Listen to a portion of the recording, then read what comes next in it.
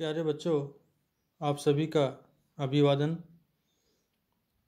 इस समय आप श्रीमद् अन्नम भट्ट विरचित तर्क संग्रह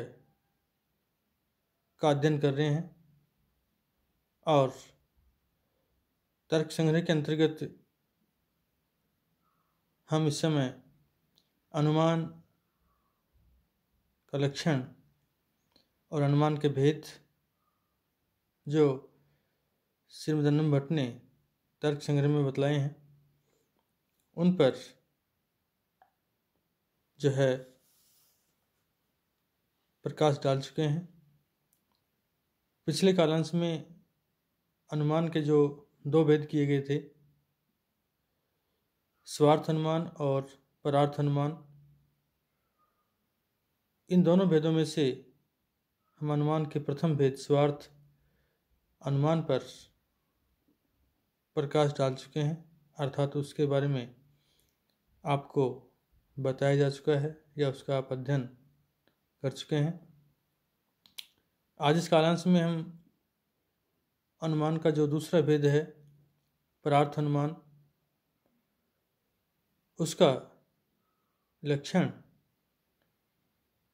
क्या किया है, उसका लक्षण क्या है, उस पर प्रकाश डालेंगे, उसका अध्ययन करेंगे। तो जैसा कि श्रीमद् अन्नम भट्ट ने परार्थ अनुमान के बारे में बतलाया है कि यत्तु स्वयमेव धूमाद अग्निम अनुमाय परय प्रतिपत्त्यर्थ पंच अवयव वाक्यम प्रयुङ्क्ते तत्परार्थ अनुमानम यथा पर्वतो वह्निमान धूमत्वात् यो यो धूमवान स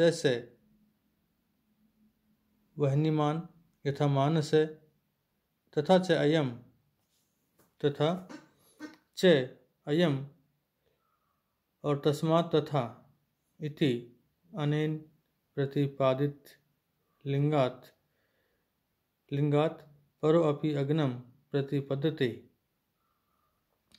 इस तरह से श्रीमद् अन्नम भट्ट ने परार्थ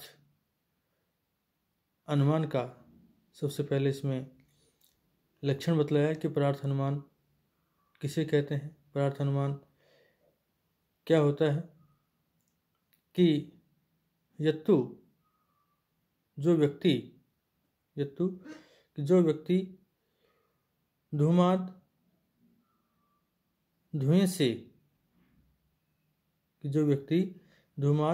धुएं से अग्निम अनुमाय अग्नि का स्वयं अपने आप जो है अनुमान करके और परय प्रतिपत्त्यर्थ अर्थात जो दूसरा व्यक्ति है उस दूसरे व्यक्ति को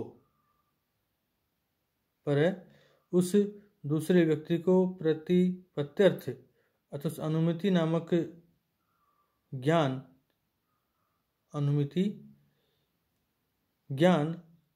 कराने के लिए दूसरे व्यक्ति को प्रतिपत्त्यर्थ अर्थात उस अनुमिति का जो ज्ञान है वह कराने के लिए प्रतिपत्त्यर्थ का अर्थ निकालेंगे हम। जो दूसरा व्यक्ति है उसको उस अर्थ का प्रतिपत्त्यर्थ अर्थात उस अनुमिति नामक ज्ञान को कराने के लिए पंच अवयव वाक्यम प्रयुङ्क्ते पांच अवयवों वाले पांच अंगों वाले वाक्य का प्रयुङ्क्ते प्रयोग करता है तो तत् परार्थ अनुमानम वह परार्थ अनुमान है, वह परार्थ अनुमान कहलाता है। कहने का तात्पर्य, पहले कोई व्यक्ति स्वयं जो है धुएं से अग्नि का अनुमान करके यत्र यत्र धूमय कि जहाँ धुआं होता है तत्र अग्नि वहाँ आग होती है।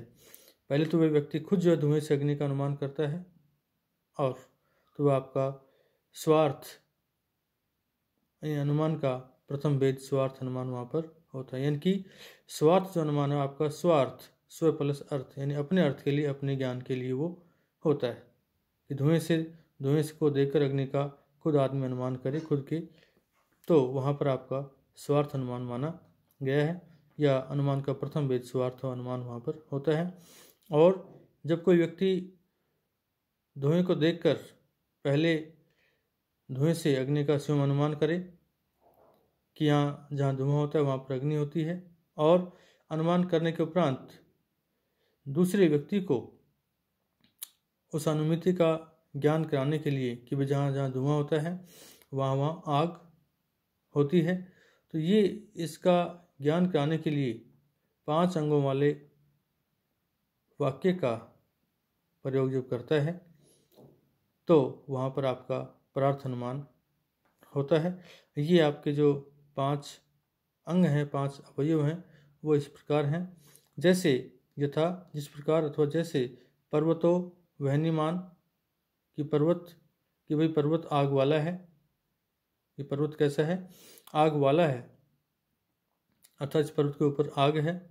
और धूमत्वात्, आग क्यों है? कि धूमत्वात्, धुएं के कारण से कि वहाँ पर आग है, इसका हमने अनुमान कैसे किया? धूमत्वात्, धुएं के कारण से, तो वहाँ पर धुआं उठ रहा है, इसलिए धुएं को देखकर हमने वहाँ पर अग्नि का अनुमान किया कि धूमत्वात्, धुएं से युक्त होने के कारण, और ये आपका हेतु हुआ। और यो यो धूमवान से वहनीमान यथा मानस है, कि यो यो जो धूमवान, धुएं वाला होता है, जो धुएं वाला होता है, से वह वहनीमान, आग वाला भी होता है, अर्थात आग वाला होता है। कि जहाँ जहाँ, अर्थात इसका कहने का तात्पर्य हुआ कि जहाँ जहाँ धुआं होता है वहाँ वहाँ आग भी होती है, इसलिए जो धुएं वाला होता है से वहनीमान, वह आग वाला होता है। यथा जैसे मानस है रसोई घर में हम धुआं यदि वहाँ से उठ रहा है तो वहाँ उठते हुए धुएं को देखकर हम अग्नि का अनुमान करते हैं कि धुआं उठ रहा है, इसका मतलब ये कि रसोई घर में आपकी अग्नि है। ये इसका आपका उदाहरण हुआ, यथा मानस है। और तथा च अयम, तथा और वैसे ही, कैसे? वैसे ही धुएं वाला, वैसे ही जैसे रसोई घर आपको धुएं का आपको उदाहरण दिया धुएं के विषय में, तो तथा वैसे ही च अयम, अर्थात वैसे ही धुएं वाला च अयम, यह पर्वत है। जैसे रसोई घर धुएं वाली है, ऐसे धुएं वाला यह पर्वत है। तस्मात् इसीलिए, तथा यह पर्वत वैसा ही है, अर्थात यह पर्वत भी वैसा ही है। वैसा कैसा? आग वाला है, क्योंकि जहाँ वहाँ अग्नि में हमने ना, रसोई घर में हमने धुएं को उठता हुआ देखकर वहाँ हमने अग्नि का अनुमान किया, इसलिए कि धुएं से युक्त है, इसका तात्पर्य है कि वहाँ पर आग भी है। तो इसी तरह से इस पर्वत के ऊपर भी आपका जो धुआं उठ रहा है, और उस धुएं को देखकर हम आग का अनुमान करते हैं। तो इस तरह से ये 5 अवयव वाले वाक्य का जब प्रयोग करके कोई व्यक्ति पहले धुएं से अग्नि का अनुमान खुद करे, और इसके उपरांत 5 अवयव वाले वाक्य का प्रयोग करके किसी दूसरे व्यक्ति को यदि उठते हुए धुएं से अग्नि का अनुमान वो कराता है, तो वहाँ पर आपका परार्थ अनुमान होता है। परार्थ अर्थात पर प्लस अर्थ, यानी दूसरे के अर्थ के लिए, दूसरे के ज्ञान के लिए। इन धुएं को देखकर वह व्यक्ति इन 5 अवयवों वाले वाक्य का प्रयोग करके पर्वतो वहनीमान, धूमत्वात्, यो धूमवान से वहनीमान यथा मानस है, तथा च अयम और तस्मात्, तथा इन 5 अवयवों वाले वाक्य का प्रयोग करके यदि कोई व्यक्ति धुएं से अग्नि का अनुमान किसी दूसरे व्यक्ति को कराता है, तो वहाँ पर आपका परार्थ अनुमान माना जाता है।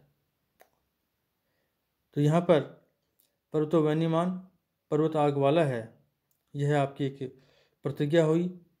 धूमत्वात्, धुएं से युक्त होने के कारण, यह आपका यहाँ पर हेतु है। यो धूमवान से वहनीमान यथा मानस है, कि जो धुएं वाला है होता है वह आग वाला होता है। जैसे मानस है अर्थात रसोई घर, ये आपका इसका उदाहरण है। तस्मात् तथा, तस्मात् तथा और नहीं तथा च अयम, और यह पर्वत भी वैसा ही है अर्थात धुएं वाला है, अर्थात व्याप्ति विशिष्ट धुएं वाला है। यह आपका यहाँ पर उपनय हुआ। और तस्मात् तथा, इसलिए पर्वत आग वाला है। तस्मात् इसलिए, तथा अर्थात ये पर्वत भी वैसा ही अर्थात आग वाला ही आपका यहाँ पर निगमन हुआ। इस तरह से 5 अवयवों वाले वाक्य का प्रयोग यहाँ पर किया गया। और भी